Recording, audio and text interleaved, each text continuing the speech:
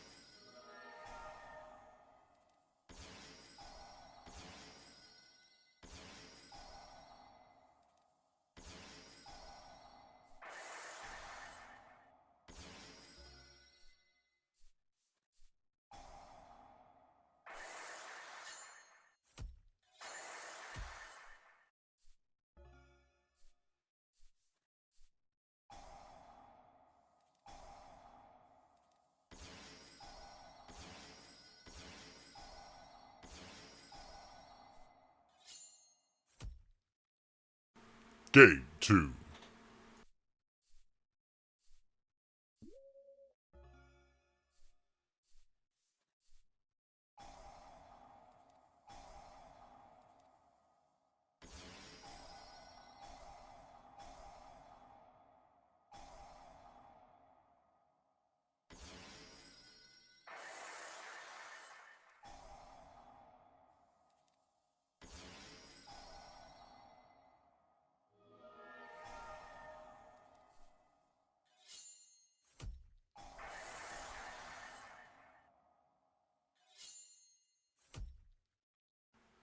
Winner. Hey guys, it's Mark from Team Hobby Vault. So we finished our match. It was me versus John in first round. The others are currently doing their first round as we speak, but um, we just thought we'd give a little bit of post game kind of analysis of what actually happened. Now, first of all, you'll notice that there was only two games. We actually played three games, and there's a reason that I changed deck in the second game. Was that the first game? Pardon me. We had some massive technical error. John, explain what you were playing, what happened, what went through. Right. Basically, I was playing Raid Raptors and playing the new variant with the Smorgling to get the gates. Okay, yeah. And basically, I reached up to that point, and we're still unsure of quite where the technical fault came into it, but somewhere along the line where I had cleared Mark's board and had at least four other monsters on the field and went to attack him, which would have probably OTK'd him. I think at the time you had the if I remember correctly, looking at this, you had the Simorglink, you had the Mist Valley, Union Carrier, Infinity, Cyber Dragon Infinity. Cyber Dragon Infinity. Yeah. So there was enough on board to end the game there. Yeah, definitely enough to do a significant amount of damage. Yeah. But for some reason, when I attacked with all the monsters that I could, no damage was dealt. dealt. Yeah. So you've heard John's side. I've got my side. So those that know me know I'm very partial to certain decks. Just gonna outright go and say it. I played Cubic in this. Yeah, it was gonna happen. So I think the way that the board had been left was John had his infinite negates up. I literally had a Vijam and Cubic Dharma. We managed to clear the board, interactions, and got to a point where John went to go ahead and do damage. Everything was off the board, and just no damage happened.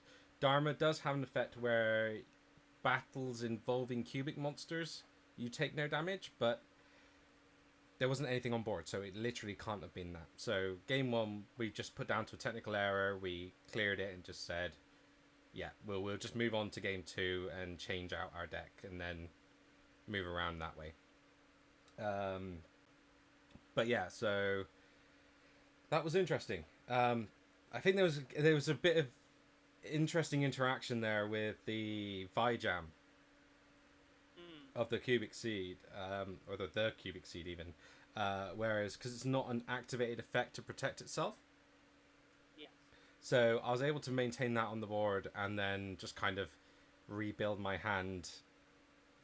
Because you were waiting for a certain card, weren't you? I was waiting for the rank up spell to rank up Force Tricks into Revolution Falcon, which has the effect when it has and sees monster as material, it can once per turn basically pop a face up monster on the field and deal damage. Obviously, the monster has 0 attack, so it wouldn't have done any damage. But it would have popped it and removed it to go for it. Enough to clear the field, and I'm pretty sure I cleared the Dara with the Cyber Dragon Infinity negating and destroying it. That was right, because I used its effect to discard one and draw one, wasn't it? Yes. Yeah. So I'm pretty sure you had no cards on the field when I attacked. I still don't know quite where it would have come into play in that turn.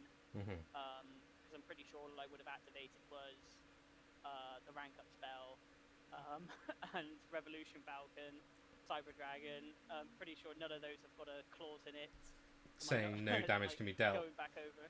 It was quite literally as if one day of peace had gone off or something like that. Like literally, there was no damage happening. Yeah. Well, there we go. Very, very, very weird. But then we went on to our other games, and we had some crackers of a game there. Yes. Some really like there was some. I think we learnt our decks a little bit more as we did it. Being that I made horrific mistakes. You're not the only one. Yeah. If I just quickly pull up the... I can't pull up the video now for some unbeknownst reason. I've got the video. There we go. Yeah, no, I've got it. So our other match was... looking at this was the Blue Eyes versus... Grenmaju. It was Grenmaju. Yeah. Okay. Yeah, So I had it down as like a danger kind of keep going sort of thing. No, I was playing Grenmaju. It's just that I banished 2 of them face down and didn't see the third, and I didn't really do anything. Just really managed to get to the sort of rank 8 or put the negate on, but then I accidentally. That's right. We triggered the Orochi, which then got triggered the instant negate because it's a mandatory. Okay, yes. I had wondered what happened there. Yeah, that's the downside to these mated cooling simulators. That if you accidentally do click activate, like if you click accidentally click like set on a card that's in your hand, and it tells you can't take it back. And unfortunately, that once I clicked activate, then obviously the rank 8 automatically just went to town and went off it goes. I mean, worse things could have happened. And to be fair, keeping it in my hand meant that like after you then activate it, then I could have special summoned it anyway. I mean, either way, it was getting onto the field. It just meant that either millions was a little bit bigger, and I lost a few cards. I mean. Yeah. It did technically what the deck was supposed to do. I'm not 110% familiar with Grenmaju. I played a very Grenmaju back in the day. Okay. Grenmaju's always been my boy. Yeah.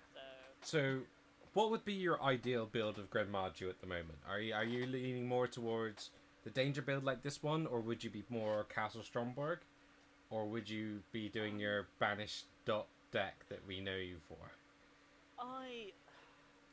See, I'm not really partial to either.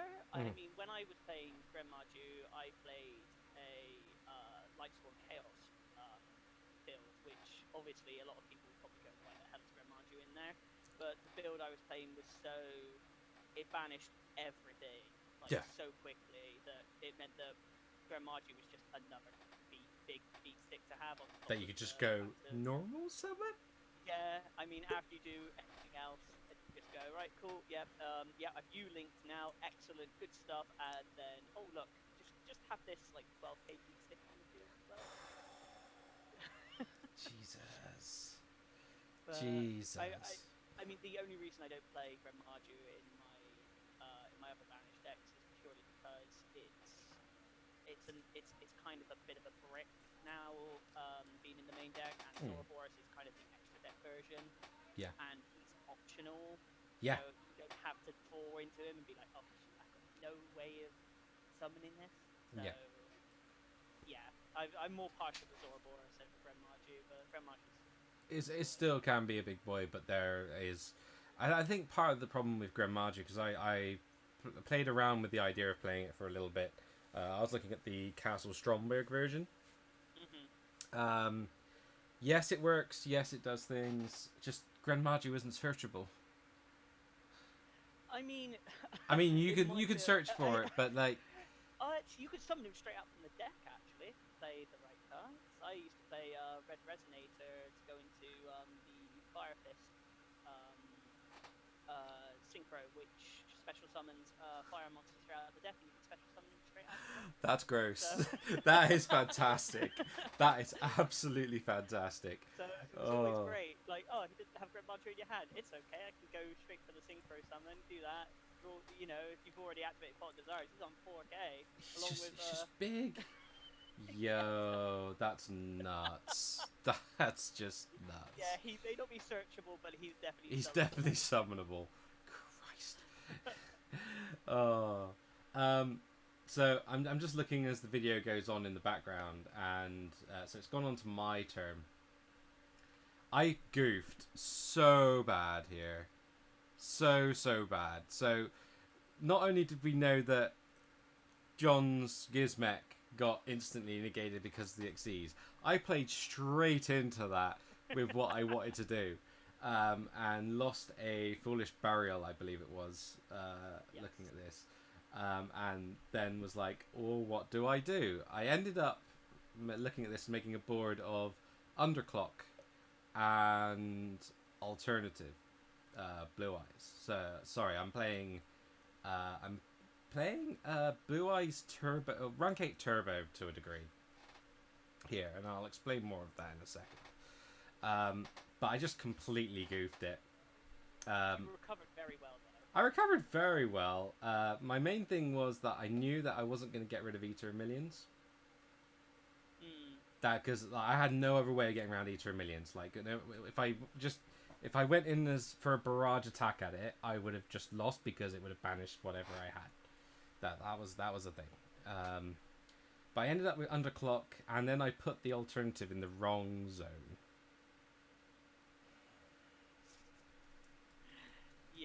Yeah, there was that. So that was the thing. That was particularly special.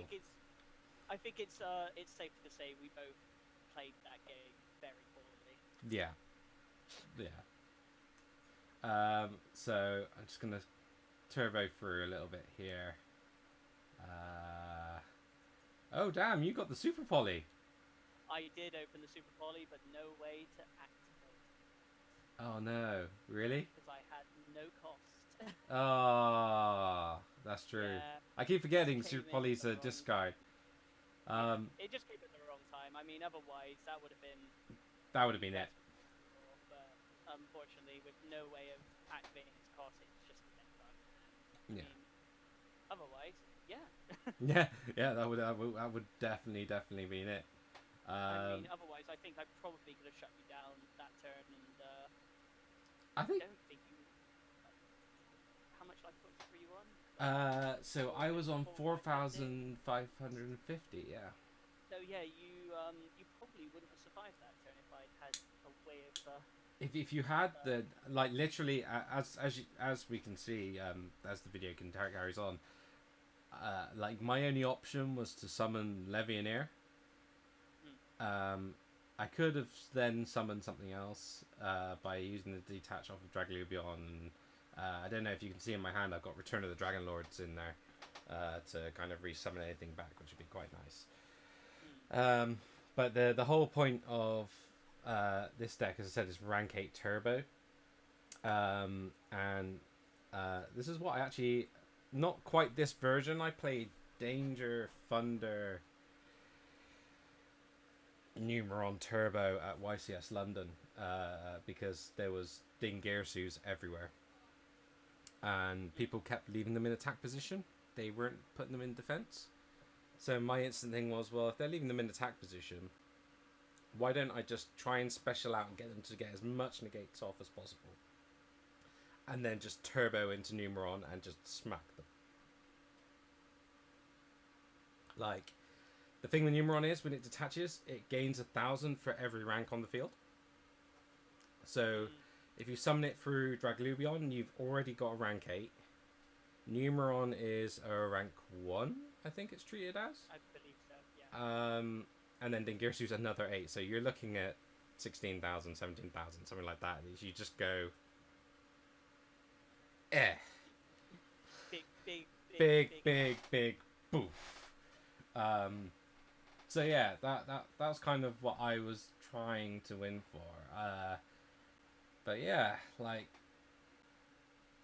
if you had that if that super poly went off, there was no way. Yeah. Just no way. It wasn't in the cards. Wasn't No. in the cards. No. So that's all it is. Yeah. And oh god, that hit for 100. Okay, no, I won't say where that went. Just realised how much that hit for. Okay, so yeah, game 2. So this one, I feel, was like our... You're known for this deck. I'm known for this deck. It was kind of like me and you. We battle back and forth. It's known that we've had absolutely just incredible, interesting duels that just change on a dime bar. And actually, more often than not, you've won at this because of the sheer grind of the resources that you can do. But so the guys know, what is it that you're playing here? I'm playing Metafist Thunder. Okay. Not a very well-known deck. Normally, people are very confused with the fact of Metafist, let alone Metafist Thunder. But yeah. Okay. But like the sheer how this just flows through is just incredible. I've said this before, but like you've had the benefit now of Necroface at 3. Seriously, that was like I jumped out my seat. I was almost singing and dancing. Yeah. I saw that because that was one thing I never thought would happen. I kept thinking that's free. I mean, there's so much dirty stuff that people can do with that. Losing a third of your deck can be really nasty for some decks. Some decks, they burn through their resources. If you take out certain cards, like straight out 15 cards, take 15 cards, and say even 5 of them are the ones they really need. They're so crucial to the deck. You just shut them down. What do they do? And with Metafist, they just go, cool. Banish 15 resources. Excellent. We'll just keep going.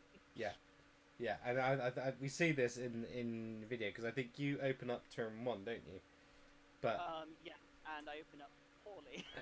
oh yeah, so I forgot that's how this went. That's embarrassing. It's just no, it's fine. It's just a shame that I opened up quite poorly. I wasn't expecting to open up as poorly as I did. It doesn't happen that often, just because of the way I built it.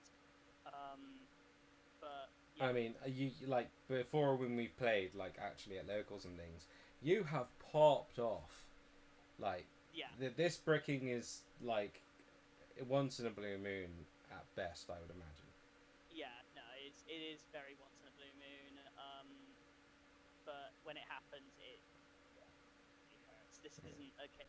The problem with this deck is when it breaks so bad. Yeah. It's not a case of I bricked a little bit. I can't do anything. If you brick a little bit, but all it takes is sometimes one card, and you can just you're off to the races. Yeah. Especially if you open up Ragnarok, Gold Sark, Left Arm, Aloof. Yeah, you're just seeing resources just fielding and going with it. That's it. Like sometimes one card is all it takes, and you pop off to the races. But on this occasion, as you can see, I didn't really open up well enough. I don't know why I didn't scale up the decoy. I Yeah. I don't understand why I didn't, because obviously I dropped I set the super poly, and obviously um, discarded the tyrant for cost, which meant I could have had the decoy quite active for when you for if you attacked into the Necroface. starting venom. Oh yeah. Or the because obviously I used. Oh the yeah, you would have Necroface used the as part of necroface to make the material. Yeah. Yeah, I'm pretty sure you did attack. Yeah, you did So attack. I did. So I was trying to be really clever here. So this is the version of Cubics I've been working on for a little while, and I was kind of oohing and eyeing as to whether I would bring this in, but I thought I'd go with it.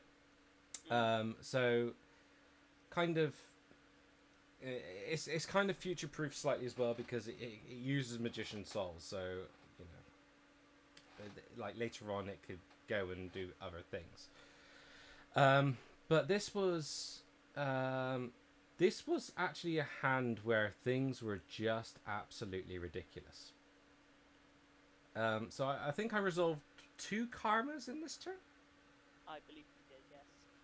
Yeah, I did. Which allowed me to do 2 searches and essentially get a Crimson Nova on field. You did actually get your super poly off though, against using my souls, didn't you? I did. Yes. Yes, I did. Which is why I'm so shocked that I didn't scale the decoy. Yeah. I don't think it would have done. Wouldn't have done much. I mean, summoning the Tyrant Dragon only would have spared my life points by a little bit. But I don't know. What else do you have on the? What was your? Looking at this before battle phase, so after resolving the 2 karma, the 2 cards that I added was 1 Vijam, 1 Crimson Nova, in hand as well was Duza and Cubic Wave. So I did the reveal 3, summoned out Crimson Nova, which is the big bad boy of Cubic. I still think you probably. I think it. Don't think it would have mattered. I think you probably still would have OTK'd in that turn. It just would have given me another. So that's the thing with Cubic. Like, if you don't, you've got a little bit of leeway afterwards.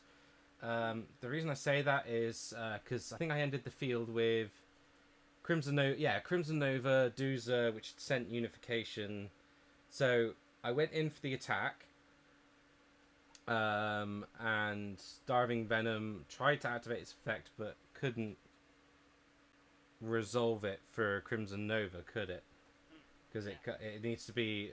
so Crimson Nova is immune to effects of monsters that are less than or equal to 3,000.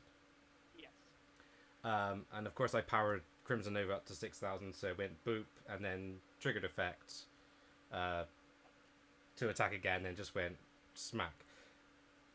What happens on the end phase with Crimson Nova is that both players are dealt 3k damage. So even if you can't get that like last little bit of damage in, more often than not on the end phase you can kind of just teeter it over the edge.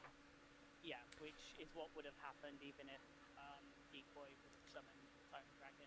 It still would have dealt the 3k damage, and that would have been enough. Yeah. To finish me off. So yeah, whether scaling the decoy or not, it would. But yeah, it's just a case of you opened up absolutely spectacularly well, and I didn't.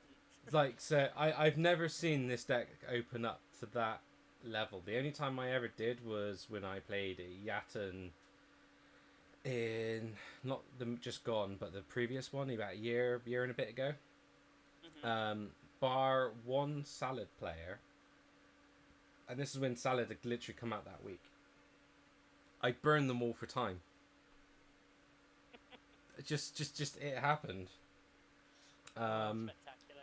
I even similar with before, like there was a Danger Thunder Guard Dragon player that was playing, and he had a Crystal Wing out on board, and I just had a Vijam, and I just sat there, just waiting for him to try and do something, but he just couldn't, because if he triggered effects, then nothing would happen. It was just, it's glorious.